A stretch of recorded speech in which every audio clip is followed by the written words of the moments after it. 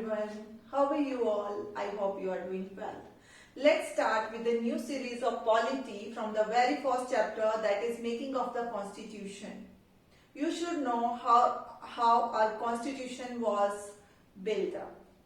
So let's start with this. As you can see, this is the map of India, and you know that there are 28 states, and we are having right now 8 UTs. States, the difference between state and UT, you should know. आपको पता होना चाहिए एक state और एक union territory में क्या अंतर होता है.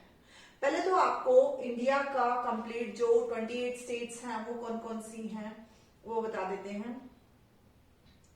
Punjab, Rajasthan, Gujarat, Maharashtra, Goa, Karnataka, Kerala, Tamil Nadu, Andhra Pradesh, Telangana, Orissa, Madhya Pradesh, Chhattisgarh, Jharkhand, West Bengal, Bihar, UP, Himachal Pradesh, Uttarakhand, Haryana, Assam, Arunachal Pradesh, Meghalaya, Nagaland, Manipur, Mizoram, Tripura and Sikkim. These are our 28 states. Let's talk about union territories. So union territories में हमारी है Ladakh, Jammu Kashmir, Delhi, Chandigarh, Dadra and Nagar Haveli, Daman and दीप जो अभी कंबाइंडली एक हो गई हैं, and Lakshadweep, Andaman and Nicobar and Puducherry. So these are UTs. Do you know what is the difference between states and UTs? States में सेंट्रल गवर्नमेंट जो क्या करती है, it is very difficult to run the government when a government has the huge territory like India. India is the 7th largest country of the world. To run the government of this large country, it is very difficult. सो इनको states में divide किया गया है ताकि जो काम है वहां का डेवलपमेंट और वहां का एडमिनिस्ट्रेशन टोटली जो है वहां का इलेक्टेड जो सीएम है वो उसको परस्यू कर सके. एंड यूनियन टेरिटरीज एक को सेपरेट इसलिए किया जाता है क्योंकि these, as you can see, union territory क्या होती है. जैसे हम अंडमान निकोबार की बात करें, हम बात करें लक्षद्वीप की बात करें, या फिर हम पुडुचेरी की बात करें, या फिर हम जम्मू कश्मीर एंड लद्दाख की बात करते हैं, तो ये जो हैं ये कुछ ऐसे एरियाज हैं जो कि अनसिक्योर्ड रहते हैं. इनको हम सीएम के अंडर देंगे तो सीएम कभी भी इनको होता है ना कि कुछ भी एक्टिविटीज कर सकते हैं किसी नेबरिंग कंट्रीज, या फिर जो भी हमारे जो हमारी कंट्रीज हमारे से एंटी होते हैं, एंटी कंट्रीज, जैसे कि चाइना के फेवर में आ जाए तो वो हमारी टेरिटरी के लिए खतरा हो सकते हैं. इसलिए यूनियन टेरिटरी को सेंट्रल गवर्नमेंट अपने पास रखती है फॉर सिक्योरिटी पर्पस.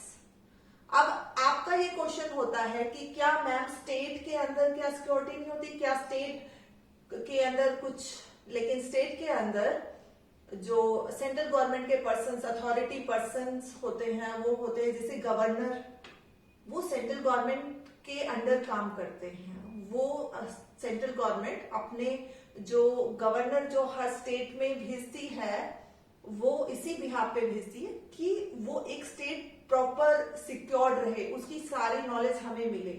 उसके बाद में जो आईएएस ऑफिसर्स होते हैं वो डिफरेंट स्टेट्स में जाते हैं, तो वो भी गवर्नमेंट का ही काम करते हैं, वो सेंट्रल गवर्नमेंट के अंदर ही काम करते हैं. So let's start with this making of the constitution.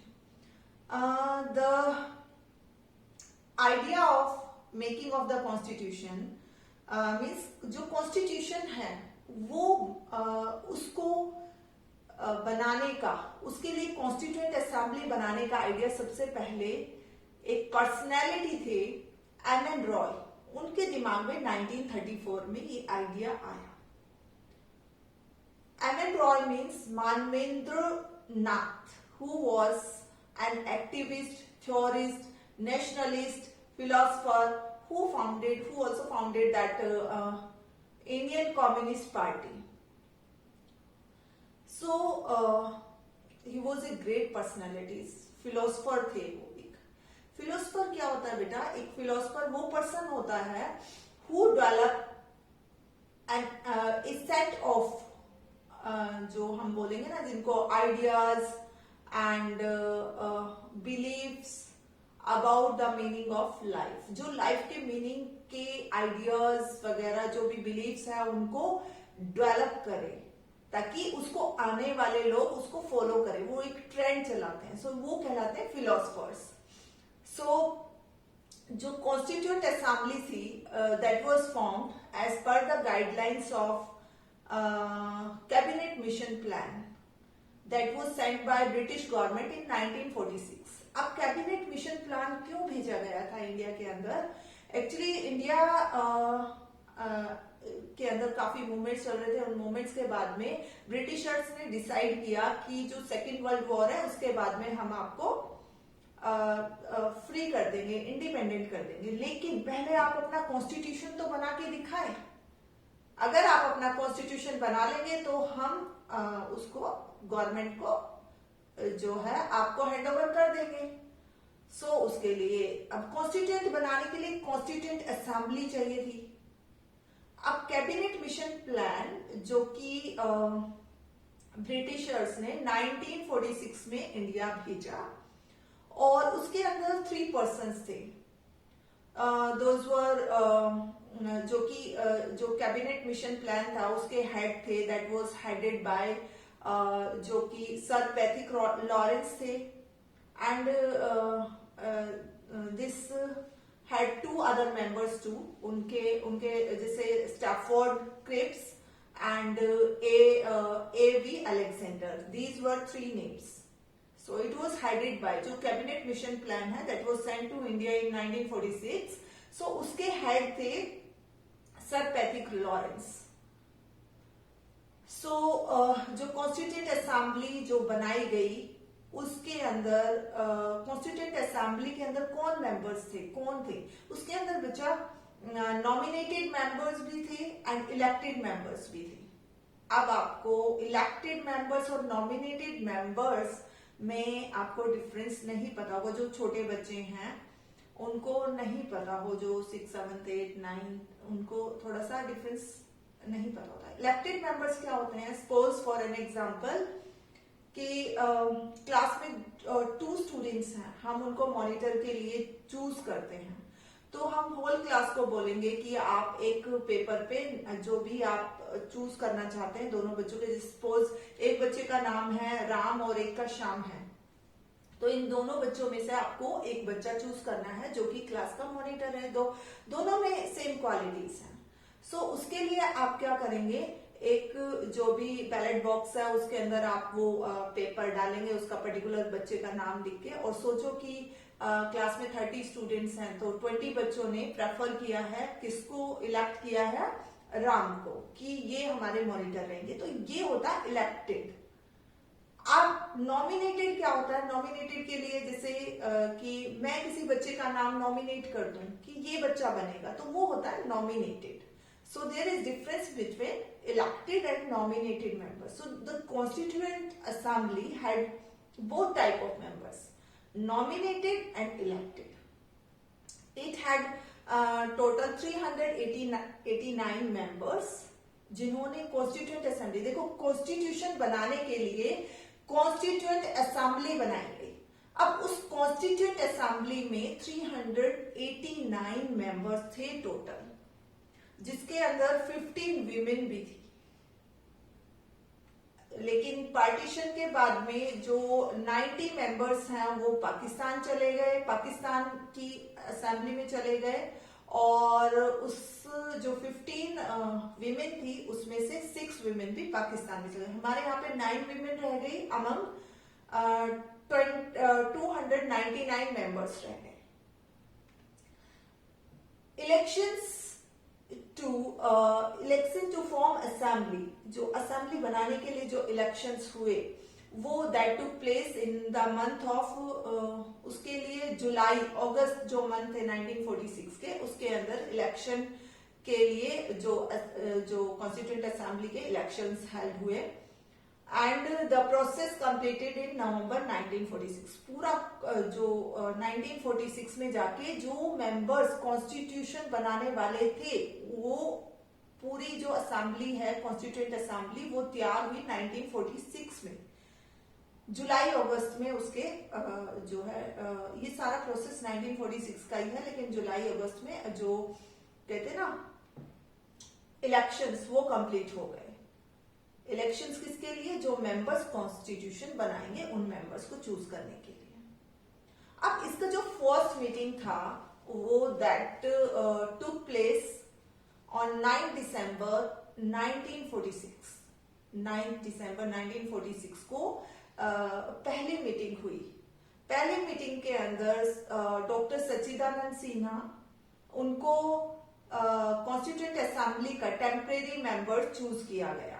वो वहां के टेम्परेरी मेंबर बने, क्योंकि कोई तो मीटिंग को प्रिसाइड करेगा। सो टेम्परेरी प्रेसिडेंट चूज किया, टेम्परेरी मेंबर नहीं, टेम्परेरी प्रेसिडेंट चूज किया गया। Then second meeting, then the next meeting was held on 11th December 1946. 11th December 1946 को